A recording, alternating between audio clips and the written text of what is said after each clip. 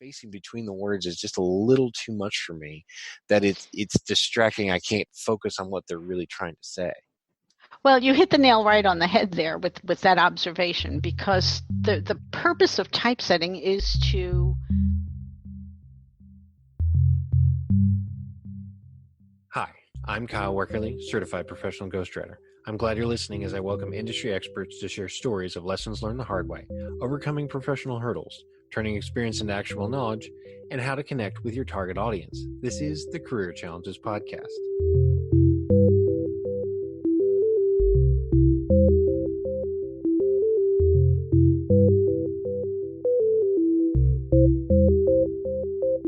Welcome to the Career Challenges Podcast. My guest for this episode is Michele DeFilippo, and she's the owner of 1106 Design.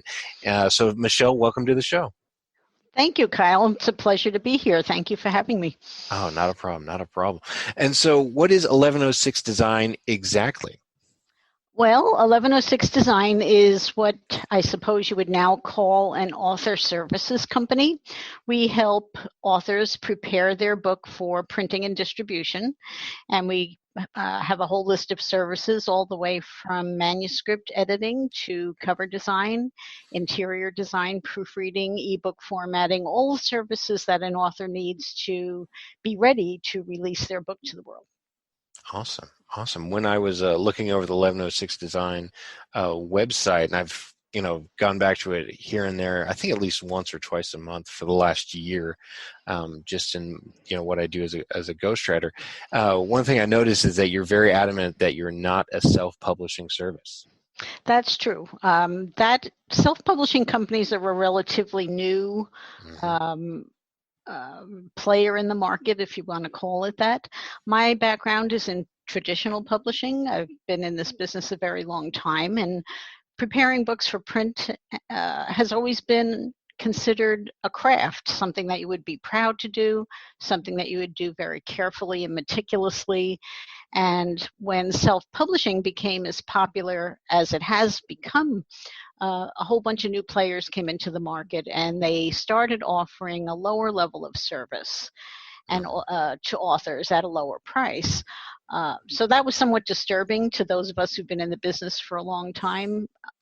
So I like to explain to people that the level of service we provide is more in line with what a traditional publisher would do for you.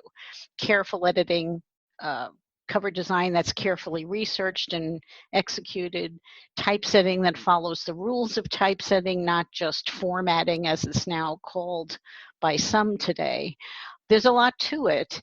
And when we finish our process, our books look like books that are released by major publishers. And that's significantly different than the level of service that's offered today to authors.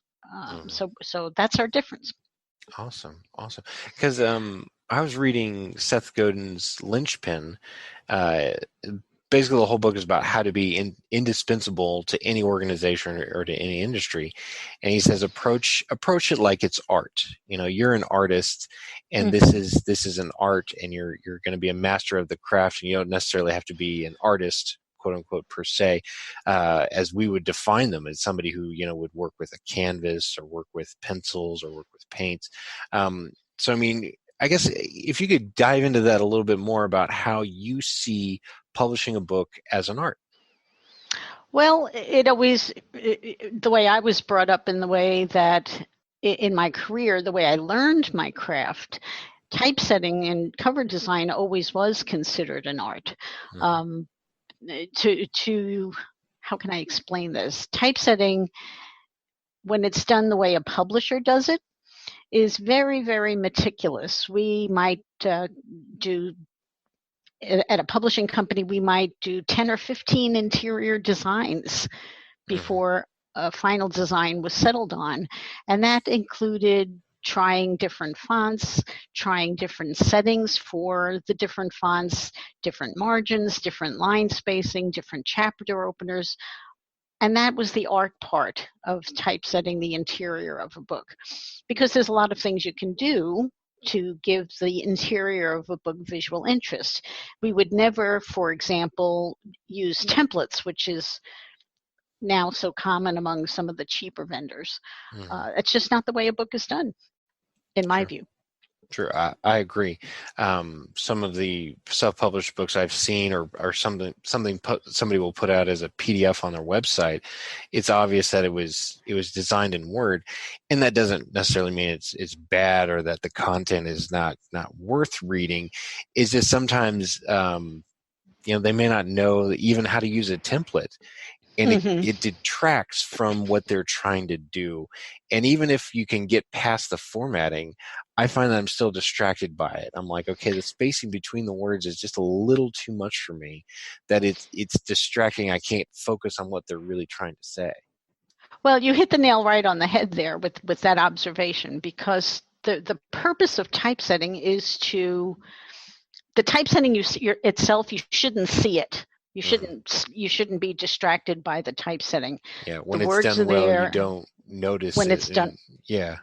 Exactly. When it's done well, the reader is able to get engrossed in the story and pay attention to the words and comprehend your words, which is, of course, the point, right?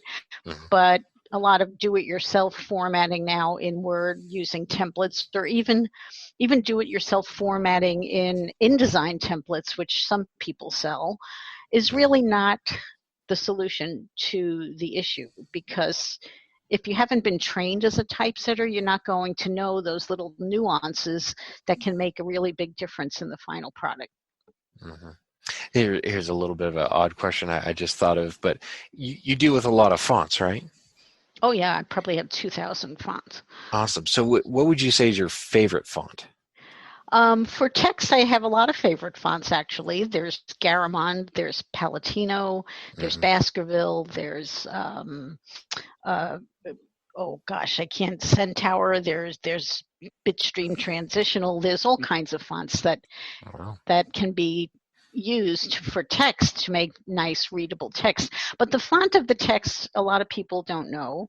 Hmm. Also, it makes a statement in terms of the tone of the text. So we always want the font to match the tone of the text, right? You Hmm. wouldn't use the same font for a humor book True. as you would for a historical novel. Hmm. So type has its own emotion, if you want to call it that. True. I sound like I'm babbling because I've done this all my life, but No, no, that actually makes perfect sense. Because I was going to say, well, if you wanted to really come across as humorous and lighthearted, wouldn't you just use Comic Sans? well, you could, although every typesetter on earth would probably scream at you if you did. Well, then why is it still an option if it makes you look like such an amateur? Well, it people who aren't trained in the business would choose Comic Sans, right? A designer would Mhm. probably not choose Comic Sans even for a children's book, because it just looks too childlike, right? Mhm. And it's pretty hard to read. If you look at it closely, it's not the easiest thing to read. So if you're designing a book to be read by young readers, for instance, you have to think about the font you're using. We don't want to make them stumble. We don't want to make them struggle. Because they are early readers, we want to make it as easy as possible for them.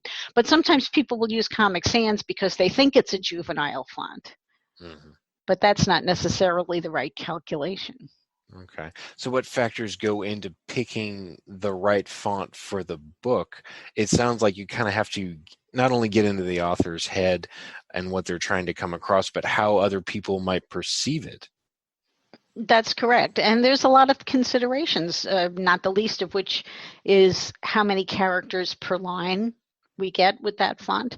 If we Mhm. need to conserve page count, reduce the page count, for instance, to keep the book economical to print, we might use one font over another. We will never use Times Roman, by the way, which Oh. is something that you hear all the time if in the online discussions.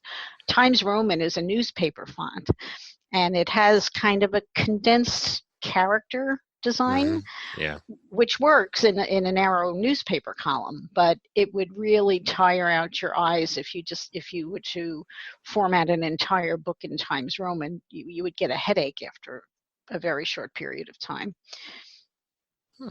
Awesome. Just So because of the shape of the characters. yeah, they do seem really tight. To me, I always assumed Times New Roman was kind of your standard font. Well, not only because it was one of the first ones to pop up when you pick your font, but to me, it just seemed like I saw it in so many places growing up that like this is your standard font that everyone should use and everyone should know about.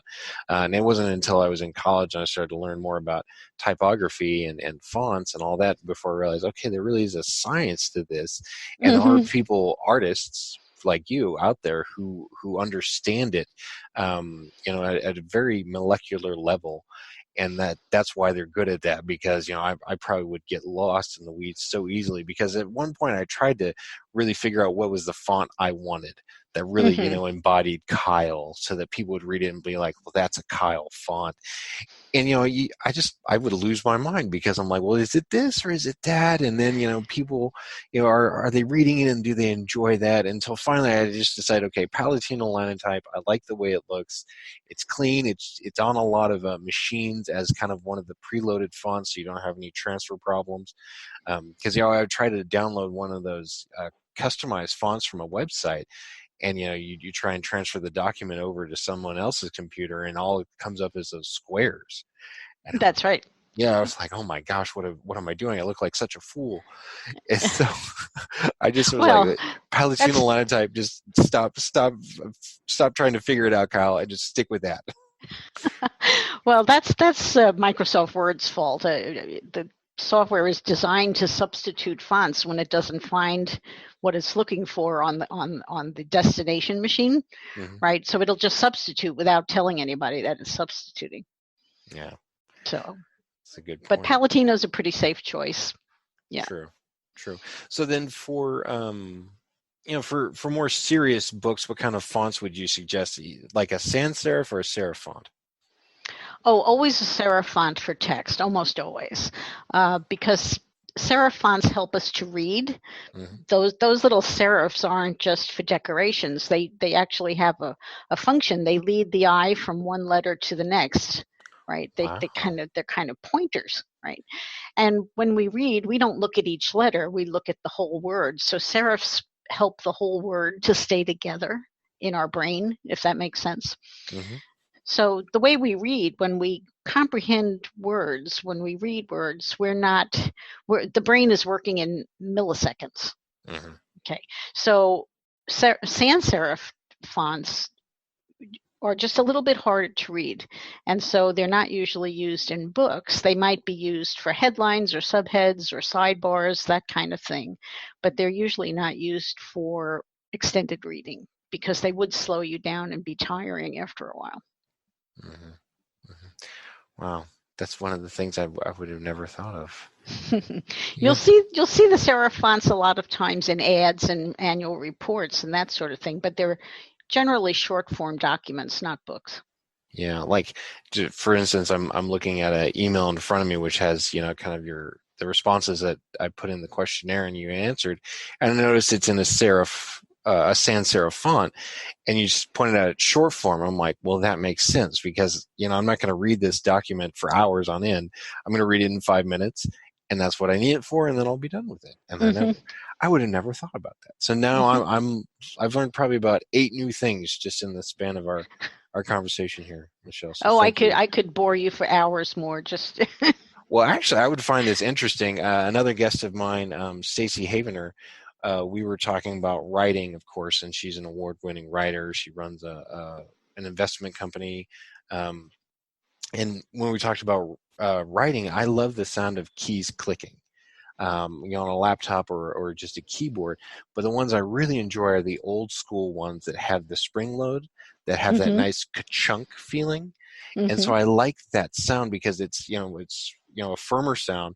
You also get less errors in your keystrokes because you really have to push to make that the connection in the keyboard for the screen, so you're more deliberate in it, and you get better typing reaction and faster typing time. Whereas on a laptop like the one I'm using right now, it's a membrane base, and so you're more likely to miss the keys and the keystrokes, and then you get bad more Oh, misspellings. And abs- so we were about to really go off on that, and I had to pull us back and be like, okay, we're here to talk about you and your business, not about keyboards. I have the spring-loaded keyboard that you're referring to, and it's so old that the characters are worn off. Yeah. I can't see the letters anymore, but I don't want to get rid of it for exactly the reason you described. Yeah, because you know also because touch typing, you just know where all the keys are. Mm-hmm. Yeah, awesome. So with typesetting, and that's just one of the many services you provide, right, at 1106? Correct. We also do covers and ebooks and proofreading and websites and anything the author needs. Awesome. So when they come to you with a manuscript to produce and to turn into a book, kind of what should an author expect in that first interaction or that first couple interactions with you? Well, the first thing we do is gather all kinds of information about what the author might want in terms of cover design, interior design, and so forth, because we want to take into consideration the author's preferences, right? Mm-hmm. If you walk into a bookstore, you'll see that there's thousands of ways to design a book. So it is possible to design a beautiful book with the author's preferences in mind. I never want anybody to think that because we do this for a living, we're going to insist on doing it only our way without any input from them, because that wouldn't be right.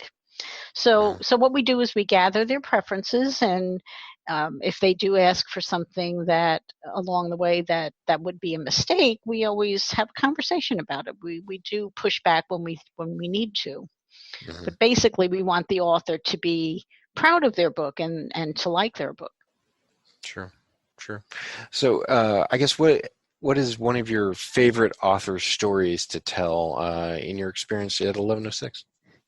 Well, that's hard. That's hard to come up with here. Oh, good. Probably. It means you've had a lot of good authors, right?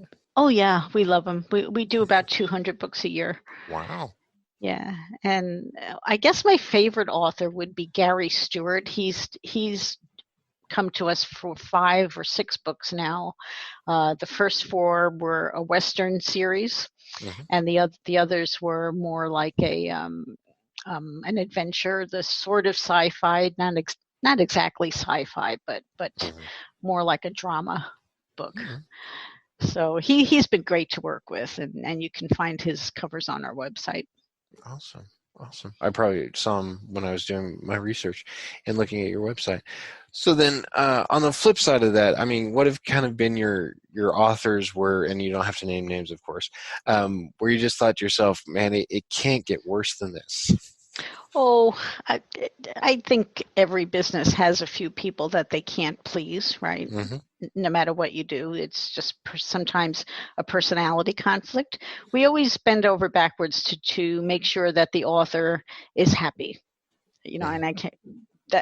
That's about the best I can say to you. Awesome, very very diplomatic, yes.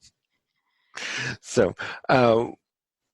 We had talked about at length on typesetting and how it's kind of there on the computer and there's all these options, and I feel a lot of people just don't understand kind of the power they have in just a standard computer in front of them. Mm-hmm. When did kind of computers take over the typesetting? Well, let's see. I opened my first typesetting business in 1980, mm-hmm. and that was right about the time that hot metal typesetting was going out and computerized typesetting was coming in. But in those days, computerized typesetting did not mean typesetting on a desktop computer like we do now. There were these gigantic dedicated machines that sold for $60,000 each. Oh my gosh. And so owning a typesetting business meant that you had really a huge investment in machinery and in fonts. And in those days, a font is technically a collection of typefaces. For example, regular, bold, italic, and bold italic. That's a font, right? Mm-hmm. But each one of those 4 would be called a typeface. And in those days, each typeface cost $125. Wow, just to load it into the machine? Yeah, just to buy or license the typeface. So we Wow. had a huge investment because we had 1,000 type families times at least 4, Hmm. sometimes 6 or 8 faces within each family. So we had this gigantic investment in equipment and fonts and you know just basically other equipment too, including a camera.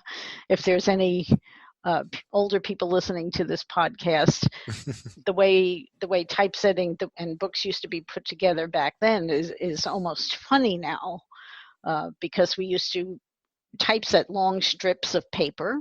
Hmm. Then we would cut that paper and glue it to boards with rubber cement and an X-Acto knife, and then those boards would be photographed on a camera to make a negative, and then the negative was sent to the printer to produce plates that were then printing the book. Wow. So So it really was an art form. I mean, that was a lot of time and dedication to make sure it looked right. oh yeah, oh yeah. Wow. And when I look back on it now, I don't know how we got anything done. True. It- Yeah. I was talking with a guy. He was an animator for Disney at one point, and they had like a camera that was 2 stories tall, if I remember mhm, right, the way he said it. And yeah, they'd place each sheet underneath the camera, and it had to have 2 holes at the top exactly, so they could yep. just almost flip it like a flip book. But that was how they kept them bound, and they got a stack that didn't have the hole punches. So somebody had to literally sit down and hole punch each piece of paper. And I Hmm. thought, that's dedication. I wouldn't be able to do that. That's called registration for any of the old printers in our audience. Wow. So awesome. Yes, we So did. We then, did. We did have a camera that was the length of an office building. wow, Yeah. that's amazing. And then I guess when they finally figured out how to make a computer do it, I mean, what was that like for you in the industry? Oh gosh, it was just fantastic to, to be able to do that. Um, for us, it was so much more efficient to be able to make changes on a computer rather than have to cut and paste lines of text into a paste up, as they called it. Mm, Used to be when you wanted to make a change to a book, you literally had to cut and paste in a revised line of text. And now that seems so silly now because we can just edit the document on a mm, computer. awesome. So I mean, were there those who just thought, this computer is going to destroy my livelihood? What was your kind of, I guess, feeling towards, the switch in the industry? Well, that's kind of funny because the day I opened my typesetting business was, I forget the month, but it was 1980, and I Hmm. was sitting in the office space I had just rented, waiting for the machine to be delivered. And I'm flipping through a magazine, and I saw an ad for this funny device called an Apple computer with a mouse, Yeah. and it's like, a mouse, what's that? So uh, just terrible luck, right? But my typesetting business lasted 13 years before the Macintosh wound up uh, just making it obsolete. Awesome. Awesome. So Yeah. then, what other, I guess, big changes have there been in the publishing industry that you've seen, and what has, I guess, been your personal experience with those? Oh, it's been a roller coaster, right? Because as I said, we had that big investment in machinery Hmm. and equipment to run the typesetting business, and gradually, over that 13-year period, the customers would just disappear, and they would go out and buy a Mac and do it themselves.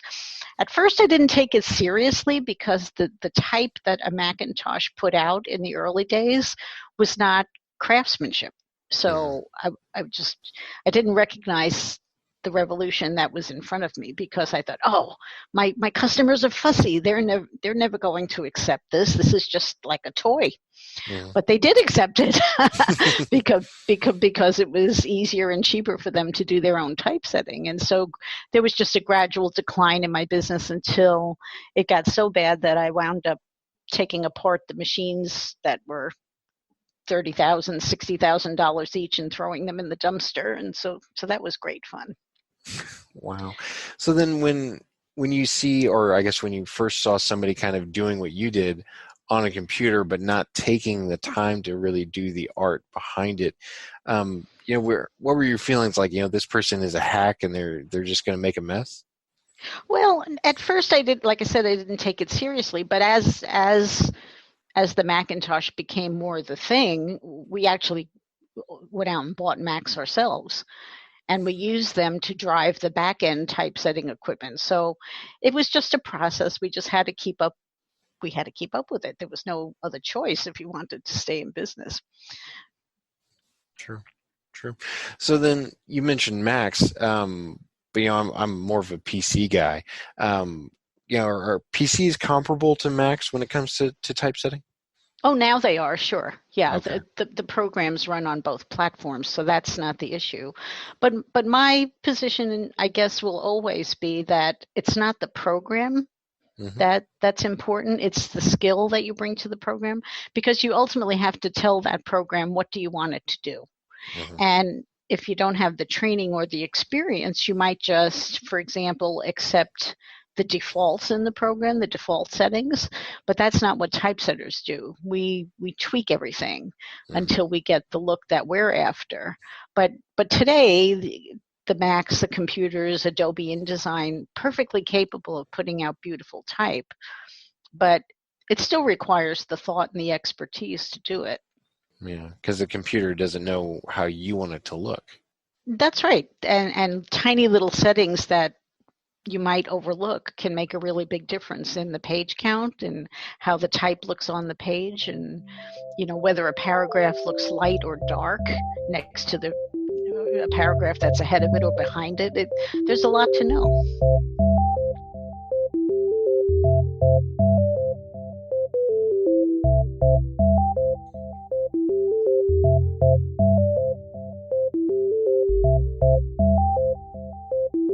Want to learn the hard podcasting skills necessary to support your favorite shows? My friends at Podcast Production School have you covered. Their online course is designed to help you master the skills and strategies needed to launch, manage, and grow podcasts for business owners or professional podcasters. They'll help you learn everything from audio editing to show note creation and even marketing and promotion. Listeners of the Career Challenges podcast can also get $100 off when they use the promo code Kyle100 at checkout. That's Kyle $100. KYLE $100. While you're there, download the free podcast production and launch checklist. This resource requires no purchase and gets you started on learning the steps to produce and launch a podcast. Download the free podcast production and launch checklist today. To do that, visit podcastproductionschool.com/workbook to grab yours.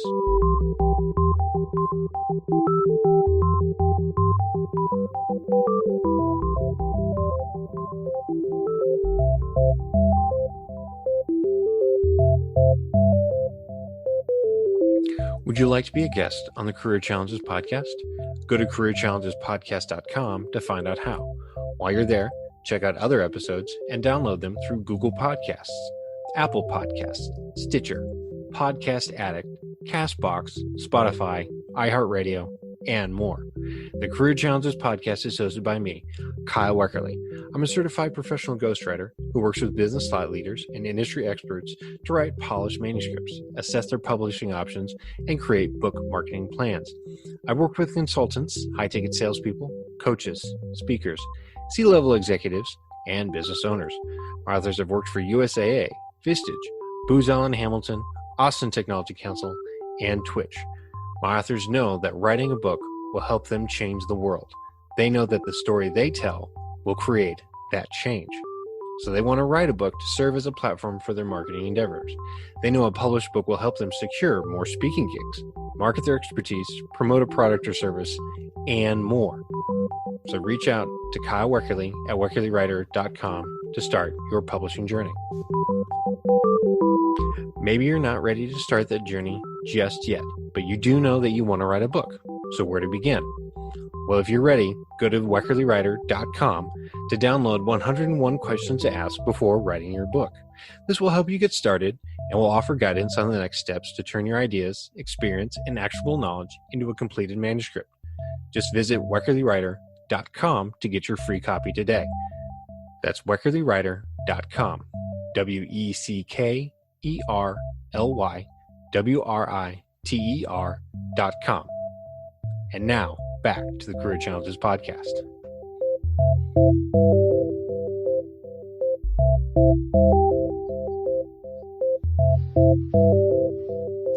So for authors wanting to do self-publishing and, of course, to utilize your services at 1106, I guess what are some fallacies that they come to you with? With traditional publishing, the big one is always, I have to market the book myself.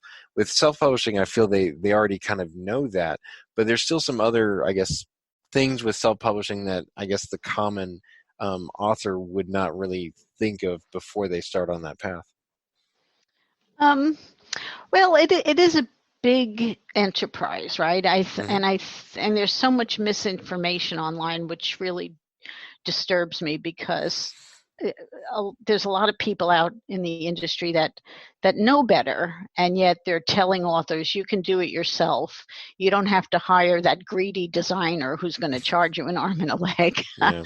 So that's kind of hard to deal with because we know how much time and effort we put into the creation of a book, and to just be disparaged in that way by someone who is encouraging authors to put out a low quality book is kind of hurtful. I guess it's okay to use that word in business. It hurts. True. Yeah, True. And it's not good advice for the author, because if they put out a low quality book, they're going to get bad reviews. True. So the people who are giving that advice are really taking care only of themselves, not the author in any way, shape, or form. Yeah, I remember I went to like a business luncheon with a speaker, and he had like a seminar he was doing, and he had a book too. And I thought, wow, this guy's really professional. He's got a book, and it was really small. And as I started reading through, I'm like, wow, this actually kind of looks pretty cheaply done. And there were some grammatical errors. I know some formatting that was an issue there. And so while he had a really great seminar and a great message to share, and I felt I learned a lot, I felt that the book kind of took away from that, because you kind of feel like you have to have a book in that situation, to prove your expertise. But the book kind of made it look like you didn't really know what you were doing because the book looked cheap. Oh, and that's a really important point, especially for business people who are using a book as a calling card or as a lead generator. It really does have to be top notch, because, like you said, those typos, the bad formatting, all of a sudden now this expert that you were so impressed with you have to start wondering, well, if he didn't give time and care to his own book, how is he going to treat me if I become his customer? Yeah. Right? So especially for business people, the book has to be top drawer. I believe every book should be top drawer. Yeah. Even, if it's a novel, even if you're doing it for a hobby, it should follow the established arts and crafts of the industry, I think. And I hope I never have to let go of that. Sure. I don't believe you will, or that it ever will happen. There still is a lot of leeway, I feel, a lot of room for creativity within those boundaries. And I feel a lot of people think that, well, if there are boundaries, that means I can't do it or I can't be creative. I'm like, no, that's what boundaries are for, because without them, we're going to get those cheap books put out in mass, and it's not really going to help anybody. Mm-hmm. Mm-hmm. Yeah. Well, freedom is messy, right? People are free to do whatever they want, and sometimes they make a mistake, but that's okay. True. So with self-publishing authors, a lot of self-publishing services will say, well, we'll publish the book for you. And you state that at the top, we don't publish for you.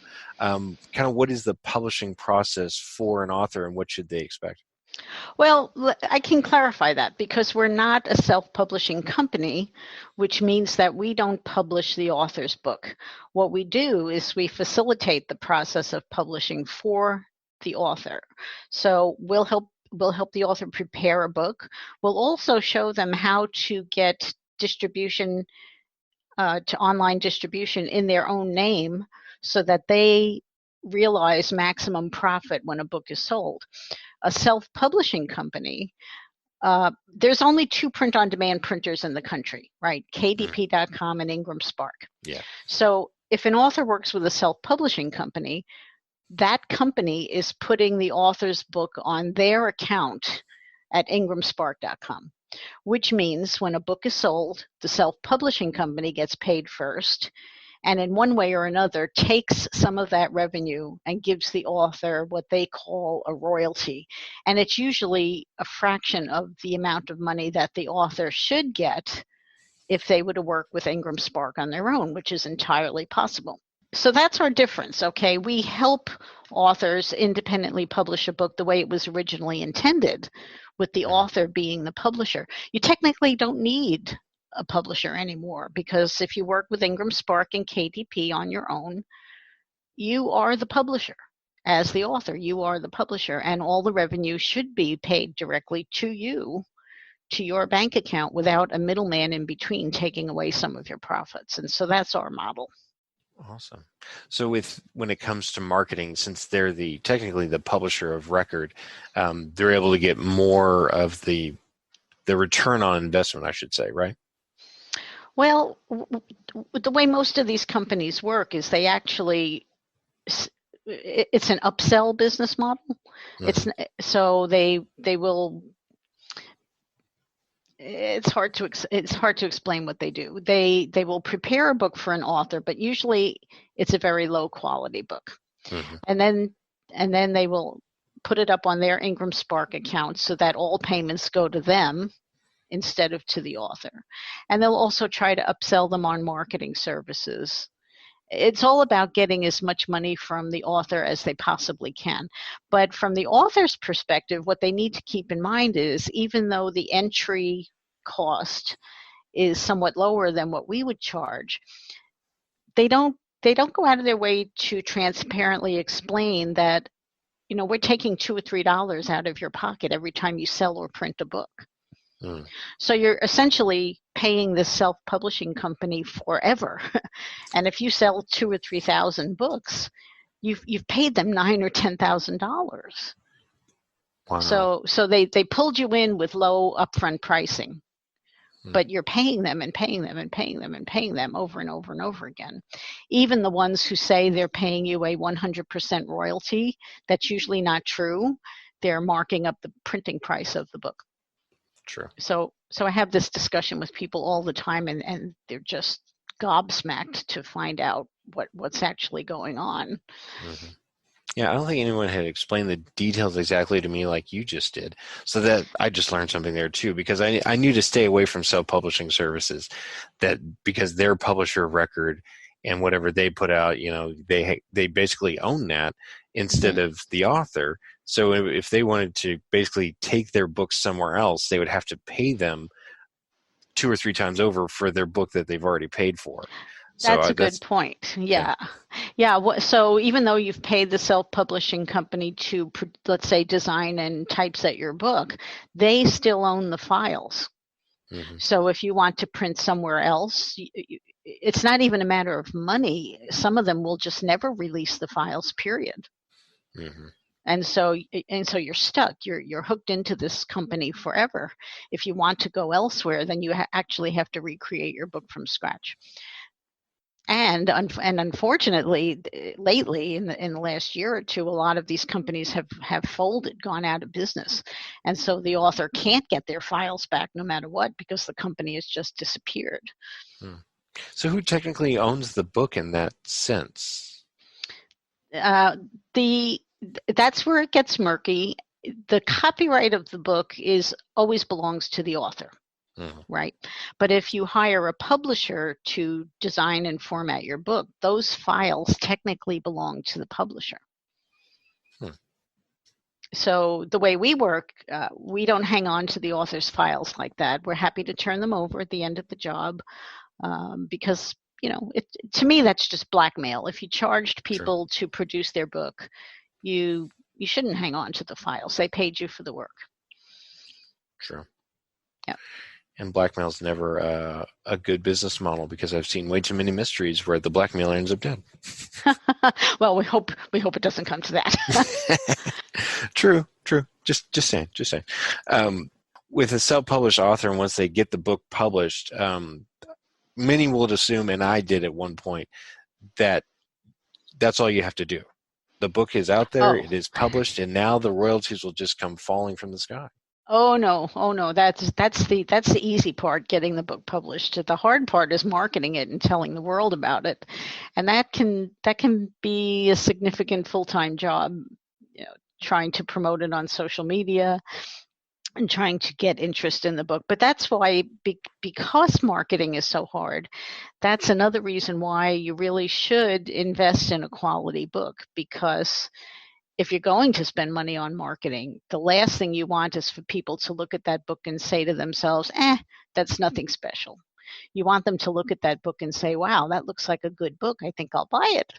And then when they buy it, you want them to tell their friends, wow, that was a good book. It was well edited. It was, beautiful, and you should read it too.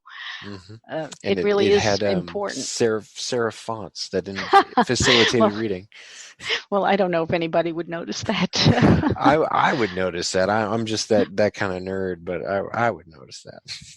No, but people jokes aside, people understand quality, right? They may not know the components that go into creating a quality product, but they understand quality, and they understand when they've gotten their money's worth and when they've gotten less than their money's worth. And that's the baseline reason to do the job right, in my opinion. Mm-hmm. True. So I guess, what is your experience with marketing self-publishing books?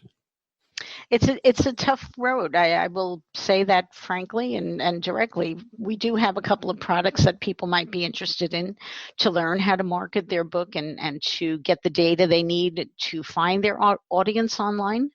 But it's just a lot of work. Mm-hmm. No two ways about it. Yeah. So whenever an author approaches me about their book, and I always tell them, okay, well, let's talk marketing as well. And I've talked with Casey Dimchek as well, a previous guest, because he does book marketing copy for books, so like the back cover and website stuff and all that. And he's saying, well, you should think about marketing your book even before you write it. And I always thought, well, you take care of marketing after the book anyway. So they could be thinking about the marketing even before they go to publishing. And the way I learned it is you need to have a plan. Not only who your target audience is, but what kind of podcasts they listen to and where they go and read their main publications, and then try and reach out and connect with them. And all of that is very research heavy. You got to find out who to talk to there and get in touch with them. And that's really, I think, the biggest hurdle a lot of authors have to A, wrap their head around, and B, be okay with putting in the time and effort to do that. Well, one of the challenges for authors is it's expensive to hire a book marketing company. Mm-hmm. I mean, most independent authors may be able to afford a book marketing company at the outset, but it's hard to afford that for any length of time. And so that's why if they can buy the tools to do it themselves, they can put in a couple of hours a week and do it for as long as they want to do it for that initial investment. Mm-hmm. No, but it is important to, Casey is right, it is important to know who you're writing the book for, or at least start thinking about that as you're writing the book. That's what publishers do. They'll do a lot of research and they'll make sure that there's a market for the book that they're writing. They don't just release a book and hope for the best, which is what a lot of indie authors do. You want to make sure that whatever you're writing about, you're approaching it in a unique way that hasn't been done before. And maybe you can find and serve a niche audience that is looking for your message. But you do have to think about that. It's not just wishful thinking. True. So are there resources from 1106 Designs that somebody can go and look at right now to get an idea of how to publish their book and the steps they should take? Sure. Our website is 1106design.com, and we have all kinds of information there. And you can review it. I'm very transparent about everything. I have all my prices online. There's no secrets, right? I want people to know what we do and what we charge for what we do. And if you would like a conversation, I'll be happy to talk to you and answer your questions individually. Awesome. Yes, because every book is different, just like every person is different. It is. It is. And no matter how many books we do, each one is unique. True. It is. So then what is next for 1106 Design and for you, Michelle? Well, I'm not getting any younger, so I don't know what's next. I have a great team. I would be nothing without the team of talented editors and designers that work for me, and I'm just having a blast. Just watching the machinery and poking my finger into the machinery when it's necessary, and it's just I can't imagine doing anything else for a living. I love it. Awesome. Well, Michelle, thank you so much for being on the Career Challenges podcast with me today. Well, thank you, Kyle. It's been a pleasure, and I hope that your audience also found it useful. And as I said, I'm happy to talk to anybody anytime. Yes, definitely. I'm sure they found it more than useful.